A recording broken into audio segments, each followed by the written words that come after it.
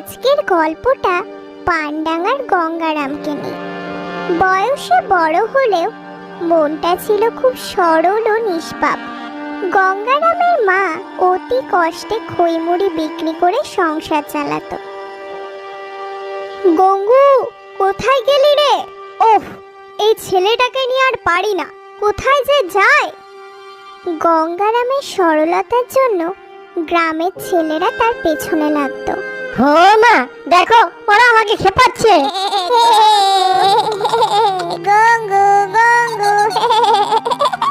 এই, তোদের খেয়ে দিয়ে কি কোনো কাজ নেই?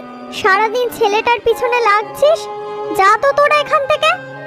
গঙ্গারামের মায়ের বকাতে ওরা সবাই পালিয়ে গেল। কবে যে তুই সমস্ত কিছু বুঝতে শিখবি? কি হলো মা? না রে, কিছু না, চল ভেতরে চল। পানডাঙ্গার সীমান্তে পানপুকুর বলে একটা বড় পুকুর ছিল। সেখানে ছিল একটা পানের বরজ, কিন্তু গ্রামের কেউ সেখানে যেত না, কারণ সেই পানের বরজ একটা ভয়ানক রাক্ষসী পাহারা দিত। শোন গঙ্গু, তুই তো চারিদিক ঘুরে বেড়াস, কিন্তু ওই পান পুকুরের বরজে ভুলেও যাবি না। কেন মা? ওখানে যে যায় সে আর ফেরে না। পান পুকুরের জলে একবার যে নামে সে আটকে যায়।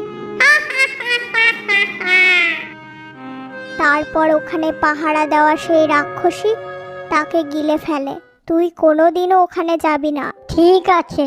কিন্তু একদিন মায়ের কাছ থেকে বকা খাওয়াতে গঙ্গারামের তো খুব রাগ হলো। মা, তুমিও আজ আমাকে বকলে? আমি থাকবো না, আমি চললাম। দাঁড়া বাবা, আমার কথাটা শোন। গঙ্গু, ঘাট হয়েছে আমার, আর আমি বকবো না, শোন। কিন্তু গঙ্গারাম কোনো কথা শুনলো না। হাঁটতে হাঁটতে সে চলে এলো একেবারে সেই পান পুকুরের পাড়ে। সূর্য তখন যায় যায় করছে। এ কি, আমি তো পান পুকুরের কাছে চলে এলাম। মা তো এখানে আসতে আমাকে বারণ করেছিল, কিন্তু জায়গাটা কি সুন্দর, কত সুন্দর পান ধরেছে, একটা খেয়ে দেখি তো। এই বলে সে পানের বরজ থেকে টুক করে একটা পান তুলে খেয়ে নিল। বাহ, কি সুন্দর সুস্বাদু, এমন পান আমি জীবনেও খাইনি। সে যেই পানটা খেলো অমনি কারোর যেন কথা বলার শব্দ শোনা গেল। পান খেয়েছে, দ্বিতীয় পান খেয়েছে। হ্যাঁ, এবার ওই আমাদের মুক্ত করতে সাহায্য করবে। শুনছো? কে কে ডাকছো? এই যে তোমার সামনে। গঙ্গারাম দেখলো তার সামনে দুটো পানের মতো দেখতে প্রদীপ ভাসছে। তোমরা কি কথা বলছো? হ্যাঁ, আমরাই কথা বলছি, তুমি আমাদের মুক্ত করো। বাবা, প্রদীপও কথা বলে? না গো, আমরা কোনো প্রদীপ নই, আমরা দুই পরী। এক দুষ্টু রাক্ষসী আমাদের দুটো প্রদীপ বানিয়ে রেখে দিয়েছে। একদিন আমিও আমার বোন ভ্রমণ করতে করতে এখানে এসেছিলাম।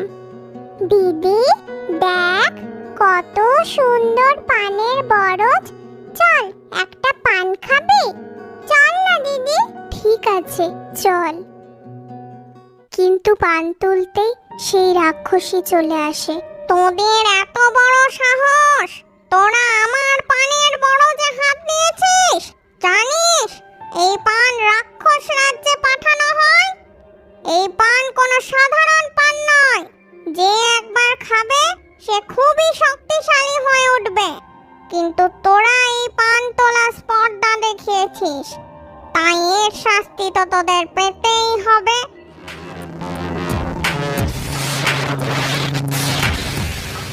আজ থেকে তোরা পানের মতো দেখতে দুটো প্রদীপ হয়ে এই জলের ওপর ভাসবি, ওই বড়দের দেখাশোনা করবি। তখন থেকে আমরা এখানে পানের প্রদীপ হয়েই আছি। তাহলে তোমরা কি করে মুক্তি পাবে? হ্যাঁ, এই পান খেয়ে কেউ যদি আমাদের স্পর্শ করে তাহলেই আমরা মুক্তি পাব। তুমিই একমাত্র এই পান খেয়েছো, তাই তুমি আমাদের মুক্ত করতে পারবে। কিন্তু তাড়াতাড়ি করো, এক্ষুনি রাক্ষসী এলো বলে। গঙ্গারাম যেই প্রদীপ স্পর্শ করতে গেল, অমনি রাক্ষসী সেখানে উপস্থিত হলো। তোর এত বড় সাহস, তুই পানের বড়দের কাছে এসেছিস? ভালোই হয়েছে, অনেক দিন আমি কোনো মনীষীর ছা খাইনি, আজ তোকে আমি গিলেই খাবো। এই বলে রাক্ষসী গঙ্গারামের দিকে এগিয়ে গিয়ে যেই তাকে ধরলো, গঙ্গারাম তার নাকে মারলো এক ঘুষি। ও মা গো, গেলাম গো! গঙ্গারামের ঘুষির চোটে রাক্ষসী উড়ে কোথায় গিয়ে যে পড়লো তা দেখাও গেল না। এতক্ষণে গঙ্গারামের তার মায়ের উপর থেকে সমস্ত রাগও দূর হয়ে গেছিল। অবশেষে সে পরীদেরকে মুক্ত করলো ও আবার তার বাড়ি ফিরে গেল। এরপর থেকে সে ভীষণ শক্তিশালী হয়ে যাওয়াতে তার পেছনে লাগাও বন্ধ হয়ে গেল ও সে মায়ের সমস্ত কাজে সাহায্য করত। আমাদের এই ভিডিওটি যদি ভালো লাগে তাহলে এই চ্যানেলটি সাবস্ক্রাইব করে দিন এবং পাশে থাকা বেল আইকনটি টিপে দিন। ধন্যবাদ।